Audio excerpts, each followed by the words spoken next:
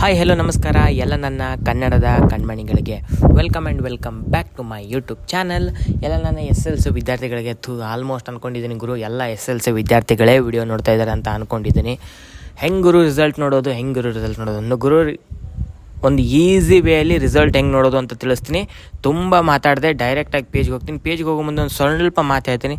ಗುರು fail ಆದರೂ ಆಗಿರಿ, pass ಆದರೂ ಆಗಿರಿ, ಜೀವನದಲ್ಲಿ ಅದ್ರ ಬಗ್ಗೆ ಟೆನ್ಷನ್ ತೊಗೊಳಕ್ಕೆ ಹೋಗಬೇಡಿ. ಪರ್ಸೆಂಟೇಜ್ ಕಡಿಮೆ ಆಯಿತು ಗುರು, ಏನು ಮಾಡೋದು, ಫೇಲ್ ಆದೆ ಗುರು, ಫೇಲ್ ಆದರೂ ಆಗಲಿ ಪಾಸ್ ಆದರೂ ಆಗಲಿ ತಲೆ ಕೆಡಿಸ್ಕೊಳ್ಬೇಡ್ರಿ, ಆರಾಮಾಗಿರಿ ಸ್ನೇಹಿತರೆ. ಪರ್ಸೆಂಟೇಜ್ ಕಡಿಮೆ ಆಯಿತಾ, ಸೊ ಇರಲಿ, ಸೆಕೆಂಡ್ ಪಿ ಯು ಸಿ ಇದೆ, ಆರಾಮಾಗಿ ಪಿ ಯು ಸಿಲಿ ನಿಮ್ಮ ಪವರ್ನ ತೋರಿಸಿ, ಡಿಗ್ರಿಲಿ ನಿಮ್ಮ ಪವರ್ನ ತೋರಿಸಿ. ಆ್ಯಕ್ಚುಲಿ ಜೀವನ ಸ್ಟಾರ್ಟ್ ಆಗ್ತಾ ಇರೋದೇ ಇವಾಗ ನಿಮ್ಮದು, ಇದಕ್ಕೆ ನೀವು ಕುಗ್ಗೋದಕ್ಕೆ ಹೋಗಬೇಡಿ.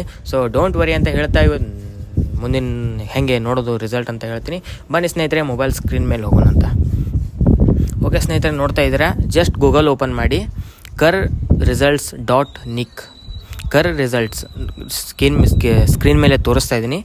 ಜಸ್ಟ್ ಈ ಥರ ಟೈಪ್ ಮಾಡಿ ಸ್ನೇಹಿತರೆ, KERResults ಅಂತ ಗೂಗಲಲ್ಲಿ ಹೋಗಿ, ಇಲ್ಲ ಕ್ರೋಮಲ್ಲಿ ಹೋಗಿ, ಎರಡರಾದರೂ ಒಂದರಲ್ಲಿ ಹೋಗಿ ಜಸ್ಟ್ ಈ ಥರ ಟೈಪ್ ಮಾಡಿ ಸರ್ಚ್ ಬಟನ್ ಮೇಲೆ ಕ್ಲಿಕ್ ಮಾಡಿ.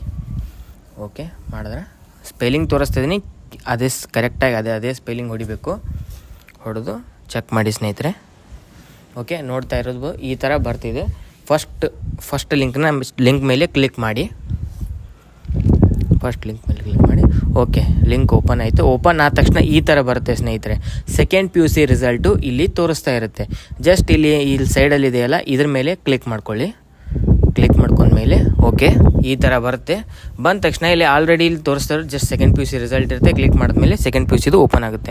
ಸೊ ಈ ಸೆಕೆಂಡ್ ಪಿ ಯು ಸಿಲಿ ಏನಿರಲ್ಲ, ಬಟ್ ನಾಳೆ 11:30 ನಾಳೆ ಇಲ್ಲಿ ನಿಮ್ಮದು SSLC ರಿಸಲ್ಟ್ ಕೂಡ ಬಂದು ಆ್ಯಡ್ ಆಗಿರುತ್ತೆ.